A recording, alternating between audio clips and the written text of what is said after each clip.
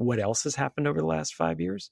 There has been a significant shift among voters who are not white away from the Democratic Party and toward the Republican Party.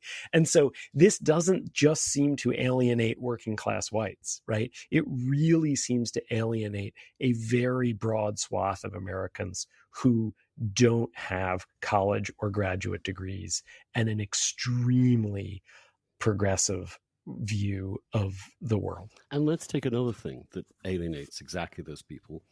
Crime and disorder. And yes, crime and disorder played a huge part, it seemed to me, in breaking down the coalition that sustained the kind of the Trente Glorieuses that you hail, and largely in the 60s and 70s, when the sense that the Democrats were not actually on the side of law and order, which of course disproportionately affects crime, disproportionately affects the poorer elements in our society, the people who are struggling, people who are on the buses that can't afford private transportation, the people who are in the streets where these things are taking place. And so you begin to see, if you are soft on crime, let alone if you did what the Democrats did in 2020, which is actually called to abolish prisons, defund the police, et cetera, et cetera. Not all the Democrats, I don't want to, but a large voice coming from the left of center was saying those things. Loud Democrats.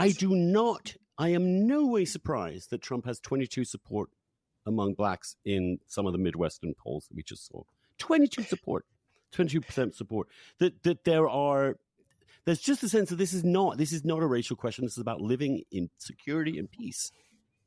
So I found the historical research I did on crime to be some of the most interesting that I did, because by basically every metric, crime starts rising in the United States in about 1962 or 63. I mean, if someone wanted to fight over whether it's 61 or 64, that's fine, because different crimes start rising different times. But they all start rising around that time. It's undeniable in all of the statistics. And you go back and you look in the mid-60s, at which point crime was already clearly rising, and you read some of the Democratic politicians of the day, and you read the liberal journals on it, like The Nation or The New Republic, before you got involved in it and moved it to the right hand, Drew, from which it has since moved back. You see The Nation and The New Republic denying that there is a crime increase. I mean, they put quotes around the word crime or increase. They say it's a conservative fantasy that the naive rest of the media is trumpeting. LBJ says that the cause of crime is poverty, and so if we pass as war on poverty, we won't have crime. I mean, that's all wrong. And Americans were deeply worried about crime for real reasons. And we have seen echoes of that recently, right? So we had a real rise in crime starting, again, the exact starting point changes, but let's call it 5 years ago. You saw lots of people denying that it was a real problem. We've then seen some parts of crime come to fall again.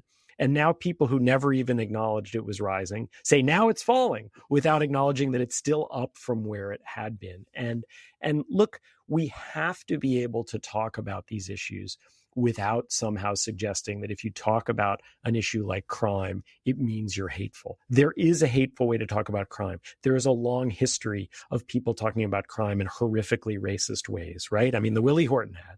But the mere idea of talking about crime is not hateful. It in fact can be anti-intellectual to refuse to talk about it. And although I won't tell the long story here, one of the reasons that I really highlight Robert F. Kennedy in the book is he was the rare Democrat at the time who was willing to talk about law and order and say this is a real problem.